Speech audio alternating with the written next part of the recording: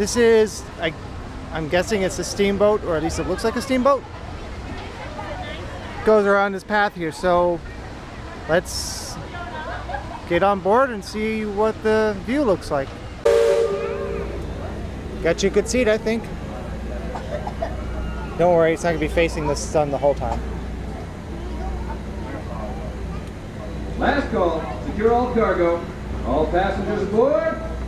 Cargo secured. All passengers boarded, sir. All hands stand by. Engine room. Reverse 1 quarter. Bowman. Hands off bow line. Aye, aye, sir. Bow line away. Engine room. Head 1 quarter. Sound blast bell. Leadman, sound off. Give me a depth reading by the mark. By the mark.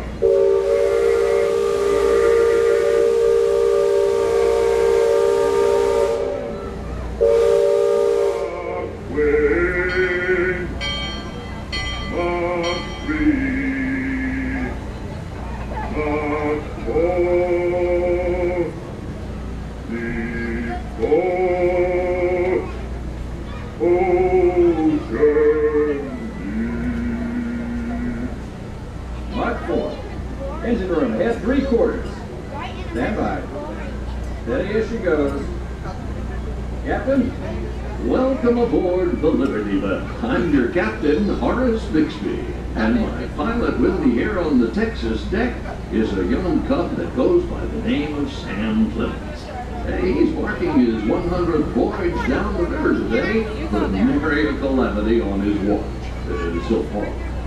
Sam knows this river like his own backyard. Sam, tell our guest everything you know about this river. Well now, I always figure it is better to keep your mouth shut and appear stupid than to open it and remove all doubt. But I will tell you this, I love this river more than anything else. I've loved there we go, that's better. Even from the time I was a toddler back in Missouri. Before we get too much further out of port, I think I should mention that you best not be sitting on those handrails. They're the only thing between you and the river. And the river don't always take time to run by the deck. We also have a source of river pirates out there. So I wouldn't lean out beyond those rails for that reason either. Now, for those of you on the port side, that river town we're passing is frontier land. A few years back, it was no more than a boom town carved out of the wilderness by a handful of settlers looking to start a new life. Today, gentility and decorum are running rampant. Oh, it still has its share of footloose trappers, field boaters, prospectors, and an Indian or two, but mostly it's flush times and well on its way to becoming a fine big city. Frontierland reminds me some of my own hometown, Hannibal. It takes me back to when I was a barefoot boy growing up alongside the riverbanks. You know, it seems to me that when I was younger, I could remember everything, whether it happened or not. But as I grow older, I seem to remember only the things that never happened at all. See that peak just beyond the outskirts of Frontierland? That's Chickapin Hill, or at least it used to be. Dam burst a few years back, and folks been calling it Splash Mountain ever since. Some have even taken to riding hollowed-out logs over the big falls. Seems far-fetched, I know, but it's the truth. All my life, it seems I never could tell a lie that anybody would doubt, nor a truth that anybody would believe. But believe me when I tell you, truth is the most valuable thing we have. So I make sure I only use it with economy.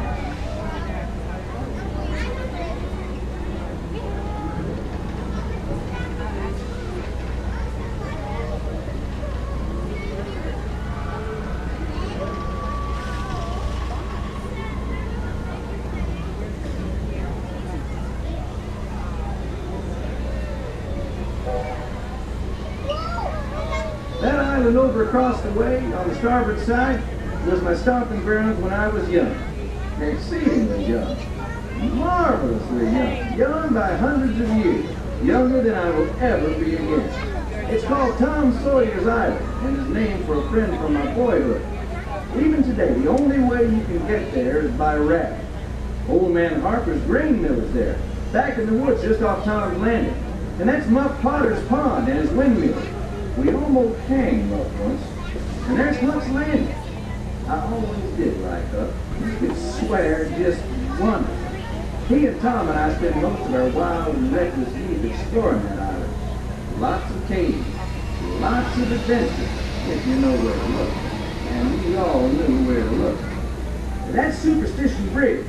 It connects the big island with the little one. And if you follow the wilderness trail there, it'll lead you right up to the gates of Fort Langhorne.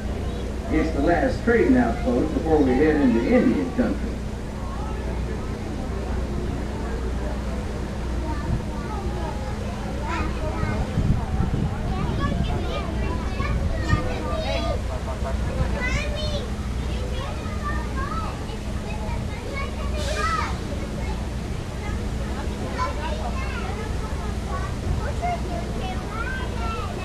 Look off to the port side there. Every now and then, the water under that crest of rock comes to a natural boil and spurts out all over the place like a tea kettle left on the fire too long. The Indians around here used to tell me these guys that were unfriendly spirits, upset by claiming about the trespassing, racing all over their sacred hunting ground. Be that as it may, that big Thunder Mountain poking up in the sky over there.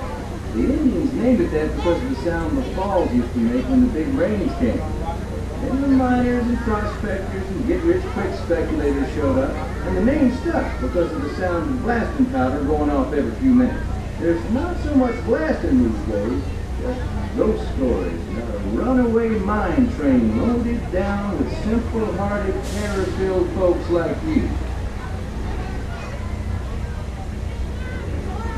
Oh, that's ridiculous. That would never happen.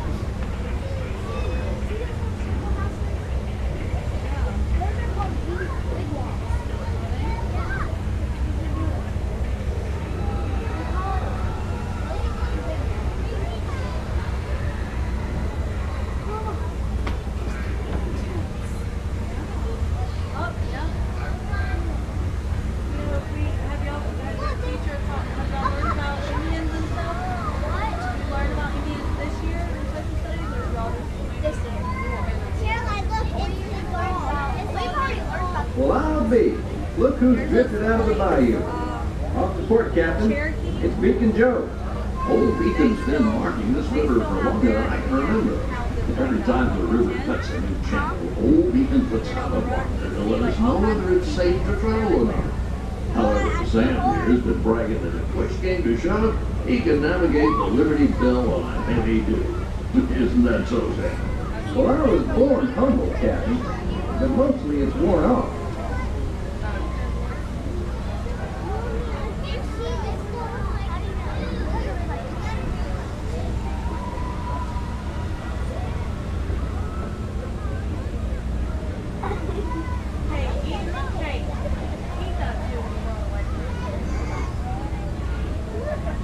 Captain, Indian village to port. Now that's something you don't see much out this way. That's an Algonquin Indian village. Looks to be from the Powhatan tribe. Usually they stay further east. I've seen Seminole and Miami this far west, and of course Shoshone, Blackfeet, Crow, but I've never seen our rowboats out here. Lots of game out this way. I've seen moose and deer and plenty of other critters along the shoreline. That could be why the Paladins are out this far.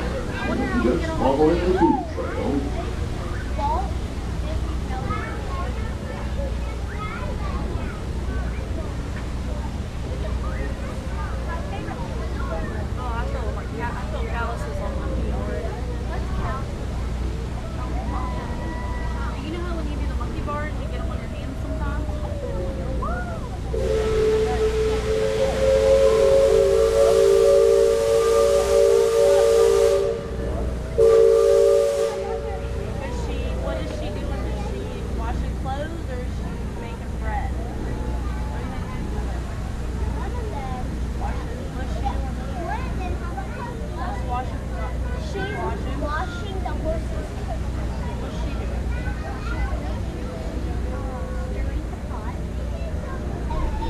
That other village off the fort has been here a while.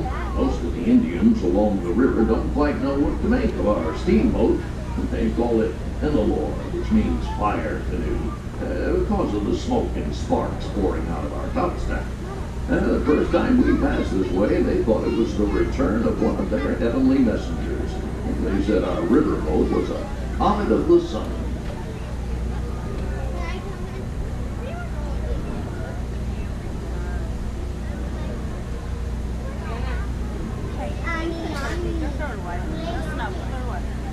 Just beyond the village, up that hill, is their sacred burial ground.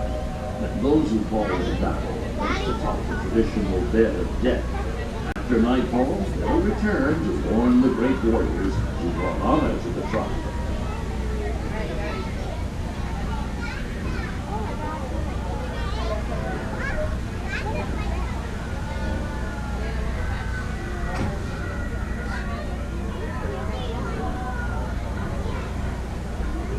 Attention deck watch. Shoals to port and starboard. Engine room, steady on.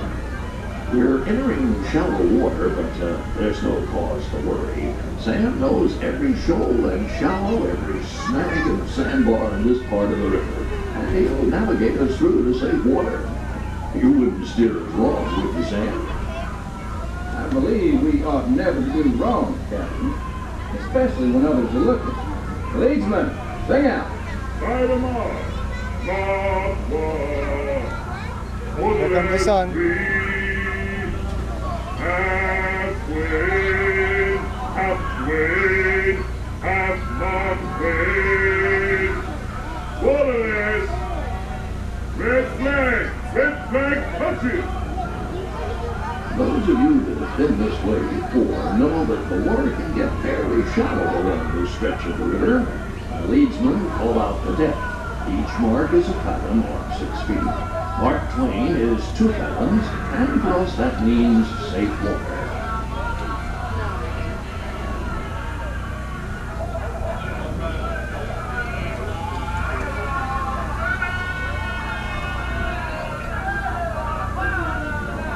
Captain, we're passing Cutthroat Corner. Attention deck crew, stay alert. If there's river pirates out here, this is where they'll most likely be.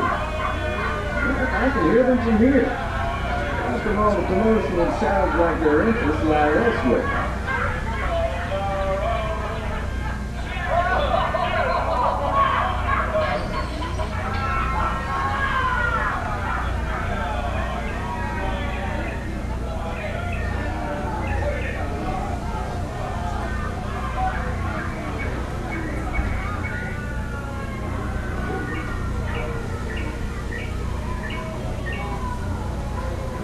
If you folks on deck look past the trees on the island, that's Fort Langhorne. Most of these old forts started out as trading folks. Then as settlers started heading west, the army came in and took them over. My feeling is, these days, there's a lot less frontier and a lot more civilization than is truly necessary.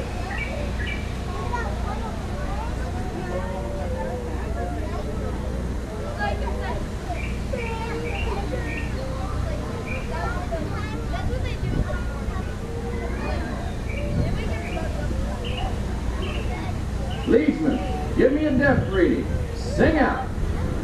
By the mark.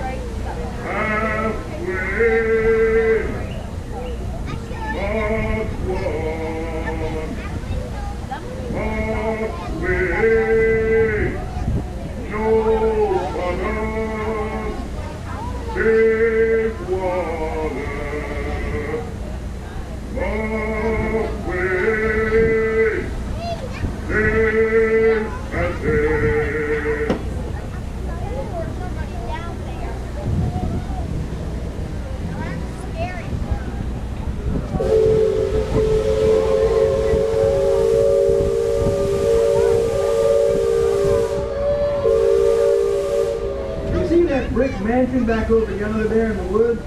I've heard folks hereabouts say it's haunted.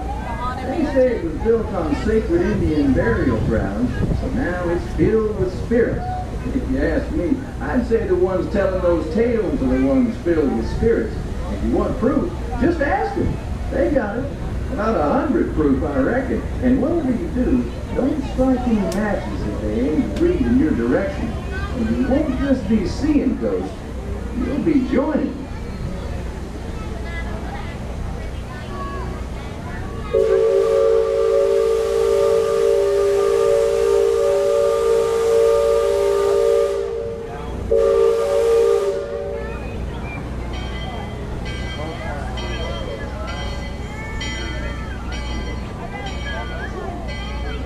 We're approaching Liberty Square, which is home port for us.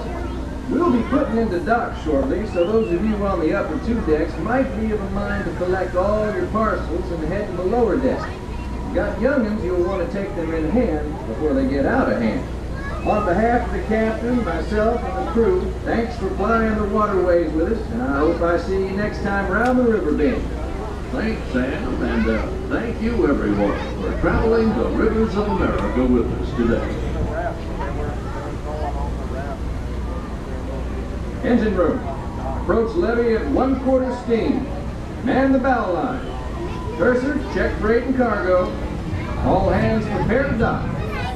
All passengers, stand by to go ashore. Good afternoon, ladies and gentlemen, and welcome back to Liberty Square. At this time, gather your belongings, take small children by the hand, and make your way down the stairs, all the way down to the bottom deck, the lowest deck. The deck closest to the water, where you'll find your one and only exit. Alright, and that's the whole journey. Thanks for watching the video all the way through, and please exit to the gift shop.